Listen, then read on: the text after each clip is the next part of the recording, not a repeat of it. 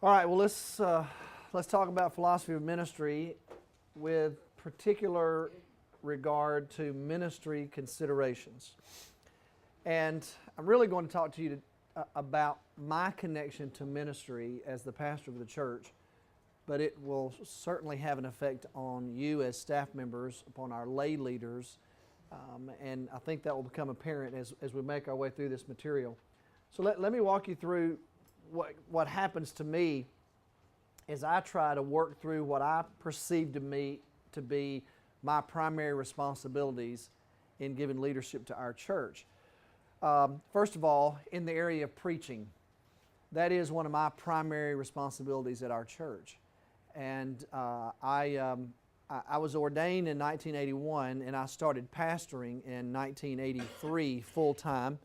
I did pastor a little church for about 6 weeks in 1982, and they ended up not calling me as their pastor. They wanted me to live on the field. I couldn't do that at the time. I was still too early in my seminary career. But for the most part, since about 1982 or so, I've been preaching every Sunday. And so I'm not sure how many years that is. 30. It's about 30 years. Wow, okay. You're up for parole. That's right. 30 years into this. So maybe there's a way out. Is that what you're telling me, Mike?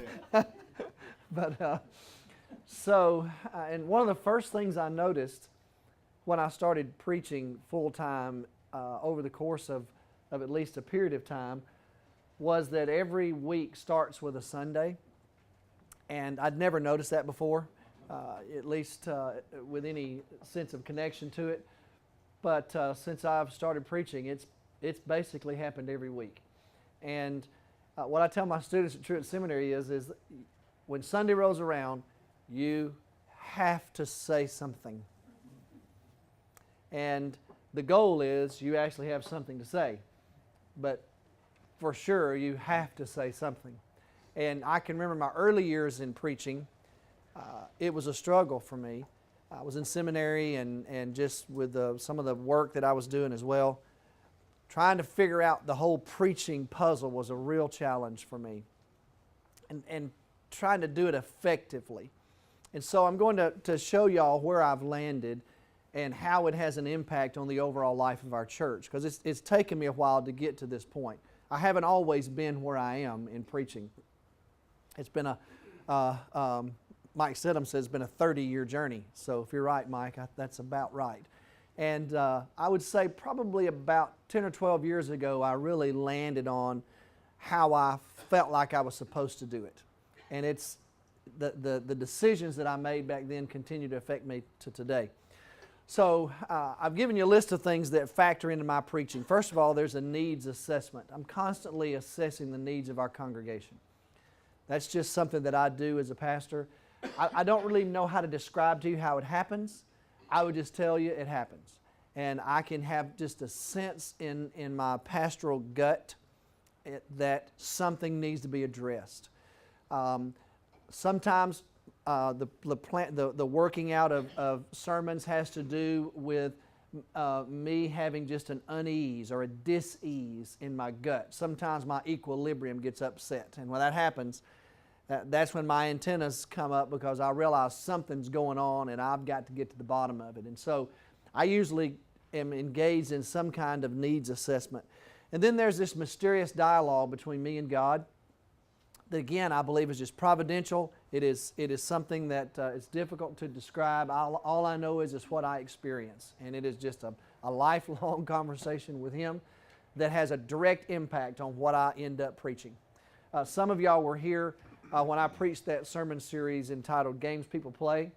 I was walking on the beach in Destin, Florida, looking for sand dollars, which is one of my all-time favorite things to do. I love to look for sand dollars. It's just fun, and I love that stretch of beach in the panhandle of Florida. And I was out in just at the break of the waves, and my kids were with me. In fact, Cindy was there as well. We're all just kind of searching, and I just stopped and I said, I'm going to preach a new sermon series entitled Games People Play. That's what I'm going to do. And I said, now, y'all are going to help me figure out what games I'm going to preach on. To which Hannah looked at me and said, "Dad, you're just weird. We're looking for sand dollars." I said, "I know, but what we're actually doing is planning the spiritual life of our church. That's really what we're doing." And so before you know it, we came up with, y'all remember some of those, Monopoly and Jenga and the Game of Life, and all of that was crafted out as I was standing out in the water looking for sand dollars. So there's a mysterious dialogue that takes place between me and God as to how all this stuff arises. And then I spend some time evaluating sermons. Not just other people's sermons. I do that at Truett Seminary, but I actually evaluate my own. And what I try to do is put my sermons in different categories, and I chart those sermons categorically so that I can keep up with what kinds of sermons am I preaching. And am I spending too much time in a certain arena? Is there a certain genre that I've given too much attention to? Or is there something that I need to pay more attention to? Those kinds of things. So when I look at questions of theology or vision for the church or just practical issues within people's lives or their continued spiritual transformation, I just spend time evaluating those various sermon categories and sermon genres, and I'm in my mind I'm thinking about helping people find their purpose for life and helping them understand what it means to be transformed by the work of God in their lives and how they're supposed to be living this out in the arena where God has them. So all of that is just factored in to my psyche, if you will, as I'm trying to evaluate these sermons. And then I begin the process of planning. And to me, the process of planning is very important in terms of how I arrive at decisions and what to preach on. And the way it works for me is that God tends to speak to me about what we need to address in the future. And it usually comes to me in year-long chunks. Okay? That's typically the way it works. Okay? And so, when I'm trying to plan, this is how it looks for me. I will spend some time alone, and I'll just draw out the year at our church. And I've started at Advent is usually where I begin. Okay? So I think about that, and that's bracketed by Advent the next year. And so if this is just the progress of time, I know that once we get through Advent, there's going to be some kind of winter experience for us as a church. And I usually will maintain the right to determine how long winter lasts. Okay, so of course the groundhog there's a lot of stuff factored in how I make that decision, about how long winter lasts. And then we're going to head into the spring, and I know that there we're going to celebrate Easter, and then we're going to somehow make our way into the summer, and I know that there's going to be camps and that kind of stuff that's just a part of our church's life. And then we're going to get back into the fall, and then there's going to be Missions Month in November, and then before you know it, I'm back at Advent. Okay? And so what happens to me is I will sit down with a calendar, and what I will have with me is I will have what I've preached on in the past. I will have these categories of sermons charted out. I will look at what I think is happening in the life of First Baptist Arlington in the midst of this needs assessment. I'll spend some time in this dialogue with God and just ask the Lord to begin to show me what's supposed to happen in the sweep of time over this next year at my church. What is it that I'm looking for? What is it that you want to see take place in the life of this body? And how are we going to address whatever it might be? And what's interesting is typically what happens to me is as I spend some time just reflecting and praying, an overall theme begins to emerge. And again, I don't necessarily know how to describe to you how it happens, it just happens.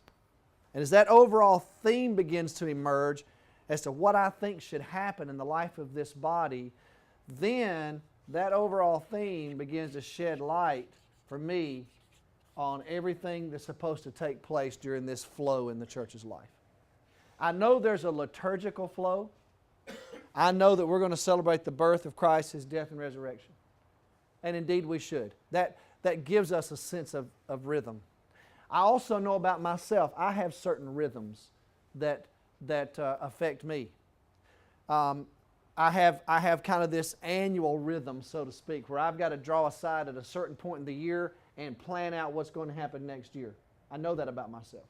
And so I can feel it when it starts to happen to me. I start getting antsy and I start thinking about, oh my goodness, I want to know, what am I going to do? What's going to happen? Where are we going? How am I going to address that?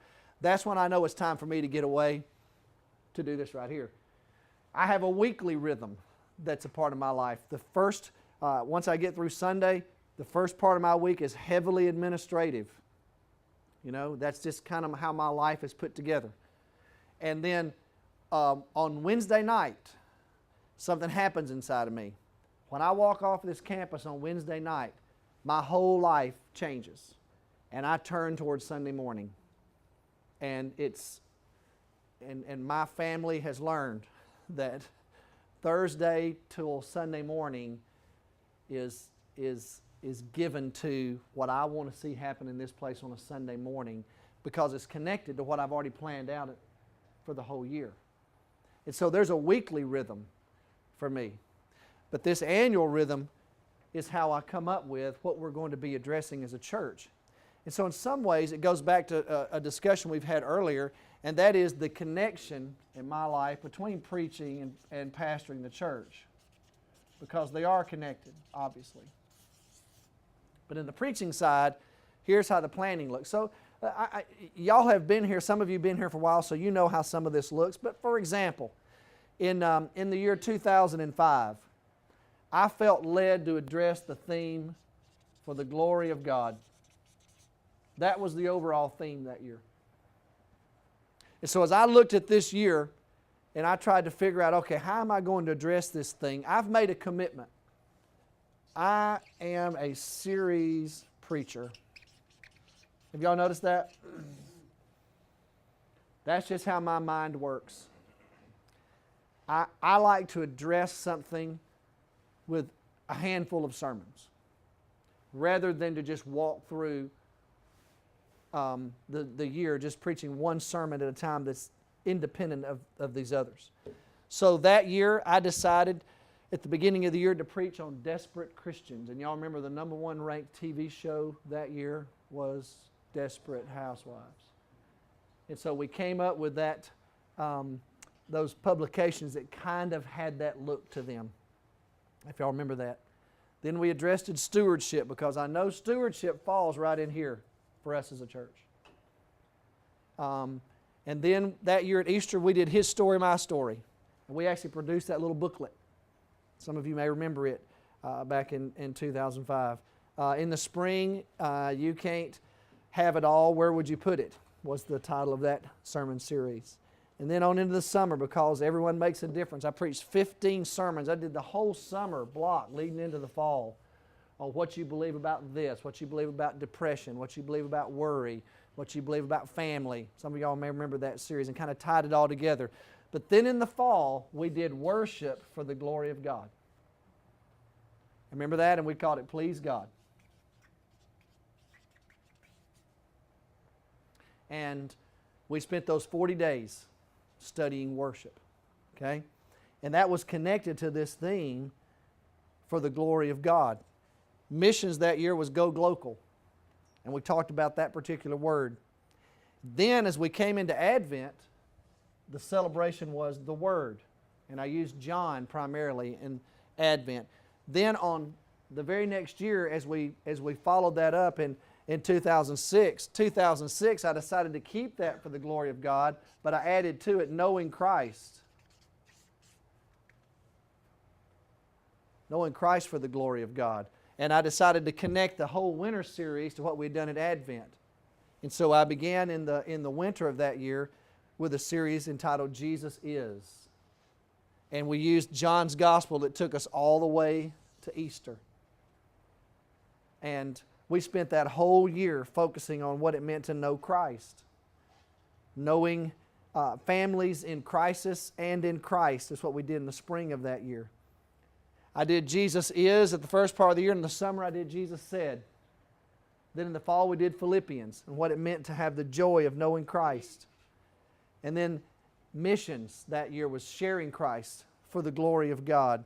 And then Advent that year was one of my all-time favorites, the Cosmic Christ, which was our study of Colossians. And as we made our way into the next year, the church was our theme. I wanted to address the church. Remember, I preached those series. Here's open the door. Here's the church. Here's the steeple. Open the door. Here's the people. But I would tell y'all that 2008 was a pivotal year for us. Because when I was planning all of this, in 2008, I decided that the theme was going to be your whole life. And we started that January with a church-wide retreat. That was a pivotal moment for our church spiritually. First of all, I had no clue if anybody would even come to a church-wide retreat over a weekend. Y'all remember that? And I was stunned at how many folks showed up for that experience and how it began to have an impact upon our church's life and upon my life. We read through the Gospel of Mark that year, and I became really convicted in my pastoral gut about some of the things that I've shared with you about my pastoral convictions. I got really convicted about our people being literate biblically and understanding doctrinally what's going on and their own maturity. So 2008 for me, I would tell you as your pastor, was a pivotal year for me as I began to think about what this could really look like for us as a church. And so you'll remember, perhaps you will, that we get to 2009 and that's where we decided to do the Word of God for the people of God. Having no idea the impact that might have for us. But we began in 2009 on a 2-year journey originally. And that was to read the entire Old Testament through in 2 years and the New Testament through twice in 2 years. Remember that? That's kind of where it all started. To give an overall sweeping picture of the story of the Bible. And so then in 2010, we continued reading the text, and I did this whole series on leadership and what it meant to get oriented and how to stay alive. And that led to 2011, which was focused on transformation, which has led to 2012, where we are today, where we're deepening our roots. And what I would tell y'all is, for me, it's all connected, but it certainly goes back to 2008. That was kind of the pivotal turning point. And the whole idea of embracing this evaluation of the spiritual life of our congregation took place because of my planning and my preaching. And it's had a direct impact upon the life of our congregation. And so what will happen to me here in the not too distant future as I start to go through the summer, what's going to take place, I'll be on sabbatical this year, but even while I'm on sabbatical, one of the things that start happening to me is I'll start getting the itch about 2013.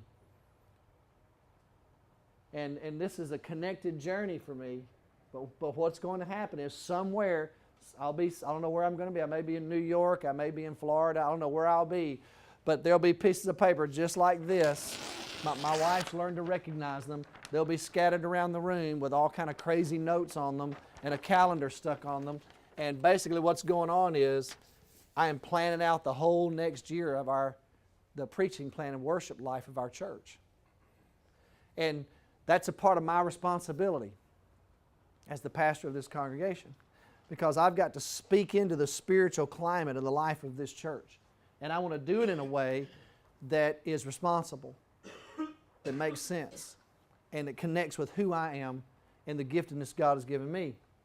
Now with that said, I also have to do pastoral care. And so when I look at the pastoral care issue in our church and how that's lived out in my life, again, I try to do a needs assessment. One of the things I ask myself as I look at our church is I try to determine how well are we caring for people. Are people falling through the cracks, so to speak? Are we paying attention to the spiritual lives of our folks? What's happening to them emotionally? What's going on with them and their families? And sometimes I get this sense that there are certain issues that just need to be addressed in the lives of our families or of individuals.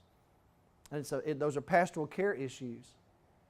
And what I try to understand in my own life is I know that because of the size of our church, I can't do everything that I would like to do. So I've got to be in partnership with you as ministers on this staff to make sure that these pastoral needs are met in the life of our congregation.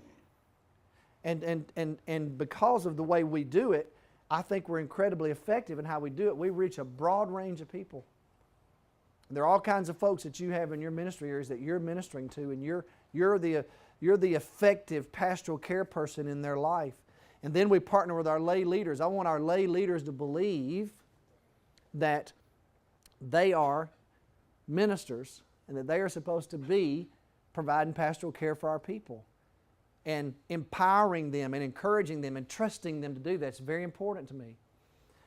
Some of you have heard me tell this story, but when I first came to pastor this church, my very first Advent season, we were going to do the Lord's Supper in people's homes as we do, or in nursing homes, or wherever we find our people who are homebound or shut in. And so as I talked to James Surratt about that and some other people, they thought it might be a good idea for me to go to a certain nursing home because we had a number of church members that were in that nursing home.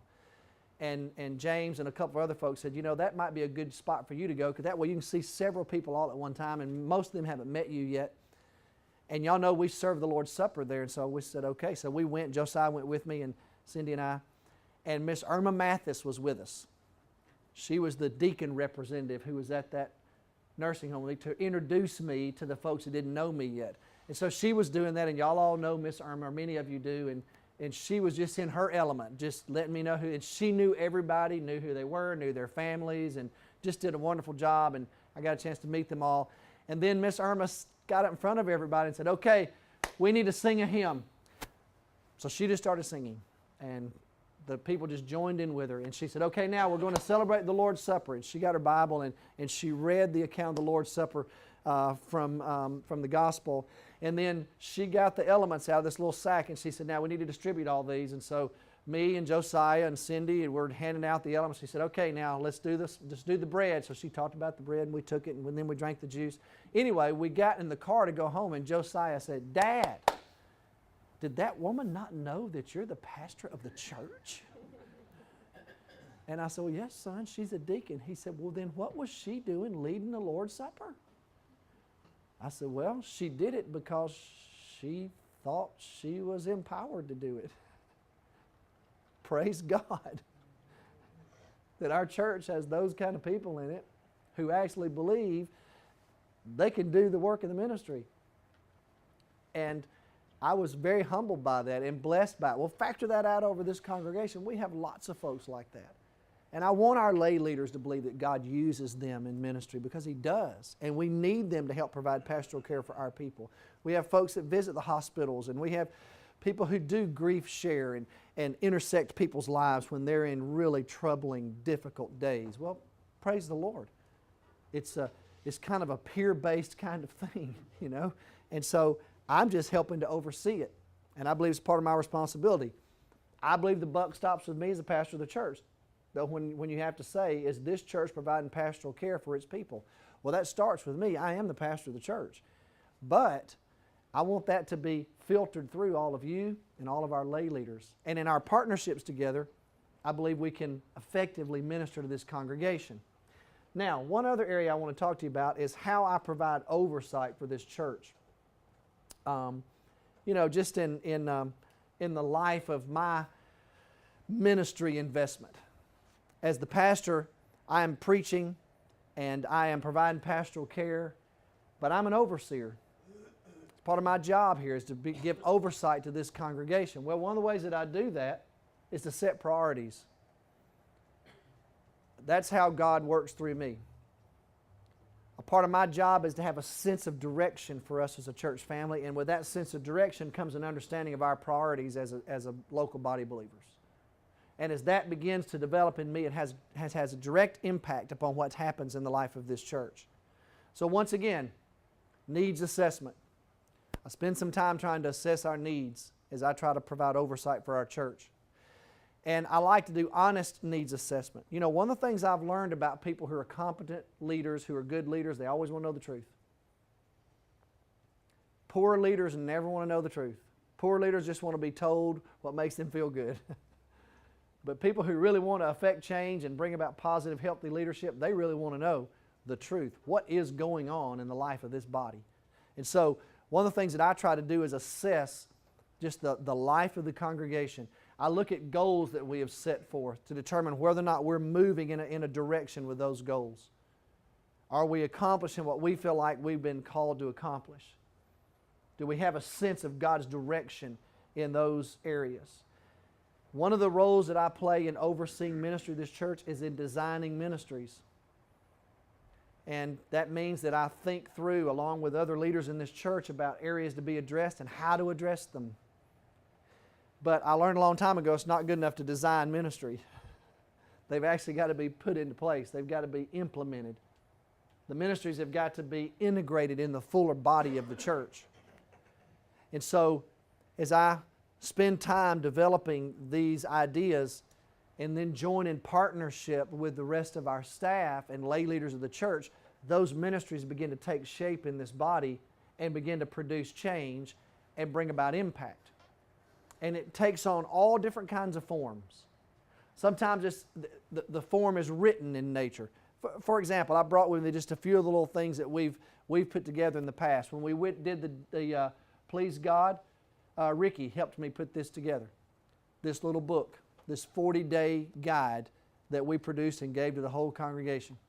Some of y'all remember when we did that. Well, this little book that became a devotional guide for our church grew out of the planning that took place when I was away from the church trying to decide what do we want to address. I knew we needed to address worship, and so that's where this came from.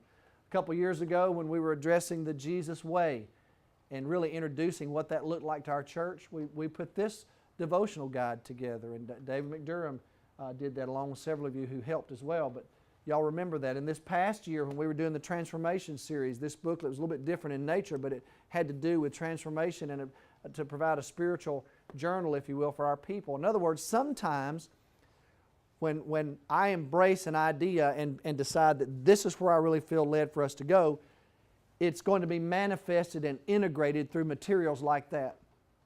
It could be that when I ask you to put together something like embracing the spiritual growth areas, and let's say that I ask you to learn the big story as a church. Well, sometimes what happens is that filters its way down in the life of this body as it's integrated into the church, all the way to the preschool ministry, who produces their own curriculum for the big story. So sometimes it has to do with how it's just woven into the fabric of your ministry area. And our lay leaders are the beneficiaries of that, and they are able to put their hands on it and to help shape it. The Word of God for the people of God, the whole idea of addressing biblical literacy, well, that has led to that entire ministry. And what's interesting about it now is it has become the expectation of our people. Okay, I've been pastoring for how long is it, Mike? 30? It's 30 years, okay? So think back, 2009, okay, is when we started providing the church with daily Bible readings. When I say we, I kind of mean me. So, but think about it. So how long had I pastored before I'd ever arrived at the place where I felt like I wanted to give the church daily Bible reading assignments? Many years before I ever arrived at that. But now that we've embraced that, I saw that as a ministry that I wanted to design for our body, and it's just become almost the expectation of our people now that this is what we do at First Baptist Arlington. We have daily Bible readings that are connected to what's happening in the overall life of this congregation. And so the church has embraced that, and I believe it's had a direct impact upon the spiritual climate of our church. And so but again, it grew out of planning that I was engaged in, and then the next thing you know, a ministry was designed. Now it's been implemented and integrated and woven throughout the fabric of the church. Now sometimes how it has a direct impact upon you as staff members is that decisions are made, whether it has to do with preaching or pastoral care or whatever it may be, and sometimes it has to do with just providing oversight of the missional community of this church and me trying to decide about how effective we're being in that. And the next thing you know, what grows out of that are staffing decisions. Because ministries are designed, and then when those ministries are designed, then we've got to come up with an idea of how to implement those ministries. Sometimes that bubbles up from within the congregation. Sometimes it comes directly from me. But both of those happened. Let me give you an example of both of them. A few years ago, Larry came to see me to tell me that he felt like God was leading him to a season of transition in his life. But he came to see me with not just a personal sense of God's direction for his own life, he also shared with me his sense of a congregational need. And so Larry's assessment was, we need to be more intentional about addressing the needs of people who are beyond the age of 55 or 60 or so. We didn't have it all worked out in those early days. And he felt like God was leading him to help address that in our congregation. So we spent some time assessing it, looking at what goals might be in place. Then we designed a ministry. And then, when it came time to implement that ministry and integrate it throughout this body, it required a staffing decision. And so Larry transitioned to a new staff position. And that was just woven through the church in a process that's a part of the oversight of this body. So that came in some ways in partnership and bubbling up, if you will, from someone on our staff. There are others ministries that we've designed that have had a direct impact upon some of you sitting in this room. When I first came here, Pastor Search Committee asked me about several things if I would be interested in them becoming a reality in our church's life. And one of those was an intentional counseling ministry housed in the local church that would address the needs of this community. And I told them I was in favor of that direction. So after I came here, one of the first meetings I had was with the group of people who were a part of that journey to try to determine how do we do that. So we did an assessment. We then designed a ministry. And we brought Mike and Mary because we felt like they could answer that call in the life of this church. We've continued to do those very kinds of things. I felt like it was time for us as a church to become more personally engaged in the Great Commission. And the only way for that to happen was for us to grow up a global ministry division in our church that was going to be strong enough and healthy enough to accomplish that. And so, again, we designed that. As we began to move forward in implementing it on a grander scale, it required us to make some decisions. At the same time, when we were doing that, I felt like that the needs in this own community that's completely surrounding us needed to be addressed more officially, more intentionally. And we needed to be more evangelistic in some of the things that we were doing. Once again, out of a ministry priority, we put together a ministry design. The implementation and integration of that required staffing decisions. And so as I'm sitting here today, I'm looking at some of y'all, and you are the answer to those staffing decisions and those priorities becoming a reality in our church's life. As we kept growing, we realized that we needed to shore up what we felt like was a need in our church to address the communications of needs of this church. Again, we designed a ministry. It required a staffing position. Doesn't always require a staffing position when we make decisions, but sometimes it does. And so as we do that, it's integrated in the body, and we implement it in ways that I hope are healthy and they're embraced by the folks in this congregation. But many times that begins with me as the pastor having a sense that this is an arena that's got to be addressed as a church. And those decisions go all the way back to the why that I do anything I do. Because I'm interested in biblical literacy. I'm interested in doctrinal competency. I'm interested in spiritual maturity. I'm interested in missional community. I'm interested in pastoral sufficiency. And so those are driving me. And so these decisions that we make, these ministries that we design, all those priorities that are decided upon are all connected to my understanding of philosophy of ministry. And it's filtered through a theology of ministry. And then it's lived out in a very real world. And it gives people like you who are staff members, people like the lay leaders of our church, an opportunity to put their hands on these priorities and take them into directions that I could never achieve on my own. But as the pastor of the church, I feel very responsible for every one of them, because I believe it's part of my responsibility to ensure that they happen, and they happen in a healthy way. And so I love to be able to look at the ministry evolution of the life of this church and see how it's being lived out in real time, and to be able to stand at it today and look back and say, well, you know what, I can trace that thread right there all the way back to that. That's why we're doing that. That's now why we have these daily Bible readings, because we need to be biblically literate. I know why we're studying our core beliefs, because we need to be doctrinally competent. I know why we've embraced these spiritual growth areas. We're supposed to be growing and maturing spiritually. I understand why we've developed some of these new ministries, because we're supposed to be missional and living in community with one another. I can see why we're shoring up taking care of some of the needs of the people in our church. Our deacons have been asked to do some things. Why? Because we want to be pastorally sufficient. I mean, these ministries that are being lived out in this body right now, they actually connect to a core. They're not just kind of happening, just cropping up and, oh, that looks like a good idea. Oh, that sounds good. Or that church down the road is doing that. Man, maybe that's what we ought to do. Let's look at what they're doing and let's do it and just see if it'll work here. No. What's happening to us is it's so much more organic than that. And I want to make sure you understand that as a staff. I want to make sure our lay leaders understand that these decisions that become designed ministries, implemented and integrated throughout the body of this church, are actually connected to the core of who I believe we are. And they're connected to me as the spiritual overseer of this congregation. That's why I believe that we're as healthy as we are. I would tell you, do we have a long way to go? Of course we do. But I look at some of you, and there are some of you in this room, when I met you, you were doing something incredibly different than you're doing right now. There are some of you that are doing similar things, but you're doing them in some different ways. There are some of you who weren't here when I came here, and you're here now.